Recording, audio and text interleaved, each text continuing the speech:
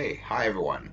You know, I do work all week, and I always said to myself at one point I wouldn't be able to put up one video a day. Um, I do, because it's a passion for me. Constellation of Hercules. If ever it happened that I did not, don't worry, guys, I'll put some up the day after. And usually, when I can, if I can stick 3 or 4 videos up, I will. I'm in love with the constellations. Who isn't? And to be able to get them myself with my own photography. Um, Listen, it's not about bragging, guys. It's about sharing. I want everyone to see what's out there, and it's beautiful. And you got to think that each of these bright lights that we see could be an entire solar system far bigger than ours. These are two stars on the top right.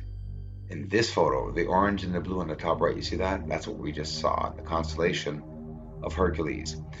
Absolutely mesmerizing.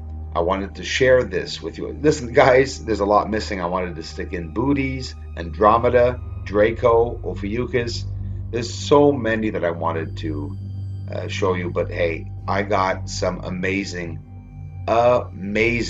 photos. Have you ever heard of the constellation of Corona Borealis? Bordering over top of Hercules, I was able to go. So this is basically, where we are, friends. We're just over top of what we just saw now, Hercules.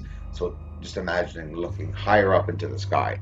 Here it is, the crown, Corona Borealis. Can you see it? The big blue spotlight right there in the center. On each side, you can see like a reef coming up, like a bow. It's a crown. It's called a crown. That they use the term in the constellation of Corona Borealis. I could have gotten into so many details about the distances, etc. I will. I promise I will. But it's the week, and I do want to get a lot up. And don't worry. And I take suggestions when people ask me to add stuff. And absolutely, it's a pleasure for me to try to give you guys a hand in finding truth, right? We're all here. And if it's not about finding truth, I hope you're stopping by at least just to find some beauty in it all, because it is mesmerizing. We're getting even closer. As you can see, this is still in Corona Borealis. So now the crown is visible before us. You could see it. It looks like a sort of like a chicken bone, if you want. It's a beautiful sight, and no, it cannot be seen by the naked eye. Well, yes, it can. Sorry, every star can be seen by the naked eye, but they all look the same size basically, and I see it every night in the sky. The Big Dipper and Corona Borealis are very easy to see. It's a circle in the sky. Where are we? This is where I was born, I think. Then I moved to Orion, or opposite. The constellation of Lyra. Did you see the beautiful double star on the bottom right there? We'll see it again. Trust me. We're gonna get so damn close to it. It's breathtaking. This isn't the constellation of Lyra. We're talking about a constellation made of suns. It's entirely filled with suns. I guess these are where the suns are born. Look at what we're looking at. You don't need any flashlights here, guys. This is beautiful. It's mesmerizing. Look at the double binary system on top there. Look how clear it is, just like a Hubble telescope shot. I mean it, like you can see the cross, of course, the bow light over top of the front of these stars, just absolutely mesmerizing. Nebulae over top there. They say when you see a green star, because of course they say green stars don't exist. I know somewhere they must, but they say they do not exist. Impossible that not one green sphere is out there, but they say it is because of the light. Hey, look how close we're getting now to these beautiful stars. So we're seeing two binary system, or we're seeing four planets, right? Stars. I think that the other two spheres that we see underneath are.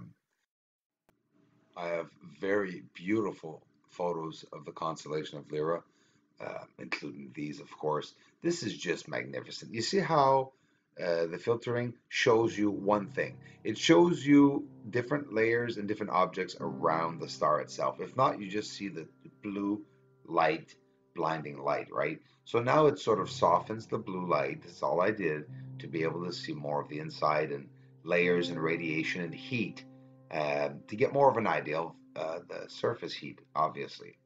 So yeah, constellation of Lyra, just one of my favorites. And we're gonna see the stars in the back, guys. We're gonna go zoom up on them. And why? Because I can, because look how clear they are. They're far but clear. We're gonna zoom up really clear shot in the constellation of Lyra. Now look at all these suns. They are so far apart from one another. You know, they say spiraling galaxies can collide and not even touch each other by going through one another, because only the gases collide, by the way. That's what makes more nebulae, most likely. These are suns. Stars are suns, and these are suns in the constellation of Lyra. Look how beautiful they are. And look at in the back, always more and more suns exposed in the background here. And look way deep out. I mean, some of the stars, some of the deep sky objects in the constellation of Lyra, we're talking more than 400 light years away. You know, so we can see them, but they're not big, but we can see them clearly. So, you know, I did this a couple of times the other day and I really admired it in black and white, simple black and white. It really does show more of the traits of and the characteristics of each of the stars, meaning you can see the lights around it. You know that science uses this to find out the intensity and magnitudes of these stars, you know, and this is how I'm learning myself to read them. And the colors, they tell you the surface temperatures. Look at this, guys. These are all suns in the constellation of Lyra that I'm doing a triage with, labeling them, learning about them, trinary systems, binary systems, neutron stars, things that I don't even know what the heck I got that I'm studying. This is the closest you'll see one of the suns that I got to in the constellation of Lyra. So those little suns that were in the background, we're now looking at them, and look to the bottom left of it, another beautiful object. These are deep sky objects at the back that we can see, and just absolutely mesmerizing. Constellation of Lyra, one of my favorite constellations, aside from the constellation of, we're here already, the constellation of Orion. Oh, what a constellation, guys. Look at the nebulae inside of the constellation of Orion. Just dreamy, absolutely mesmerizing. And watch this. The constellation of Orion, it's not very close. It's very far. I mean, in a spaceship at the speed of light, it'd take you years to get there. Okay? The constellation of Orion has many anomalies, deep space objects, very popular with the Orion's belt that we see here. See the nebulae that's over one of the stars in the bottom? I find that pretty mesmerizing. The first time I was wondering what the heck I had gotten, and I could see this. It's not that it's over it necessarily, but from my angle and from certain people's angle, I guess from most people's angles, we could see this nebulae over top of one of the stars in Orion's belt. In black and white, again, to see more of the characteristics. Beautiful overall constellation with many stars. Here's Orion's belt up close. Starting to see the beautiful cross appear on the stars, of course. And look around what looks like sort of cloudy nebulae. That's what it is. It's nebulae. And they can even form, you know.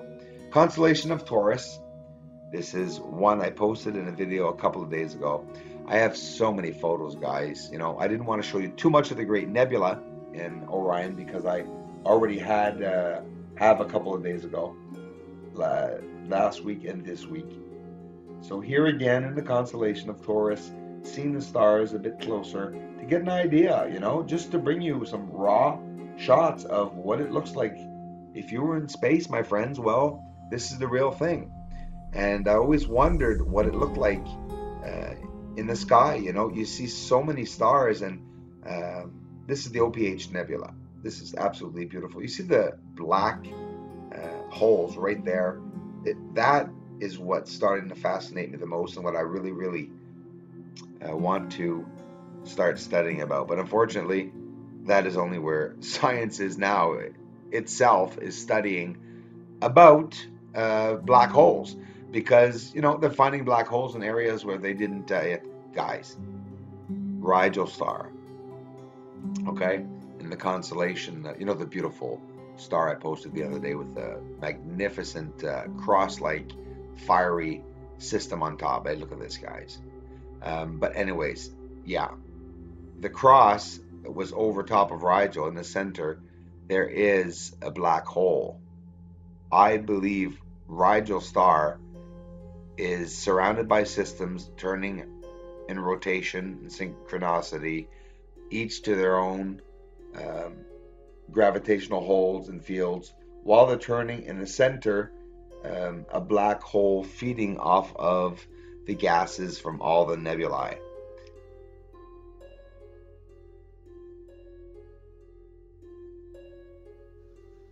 Everyone, thanks for joining me. These are the website contributors. We're waiting for that telescope.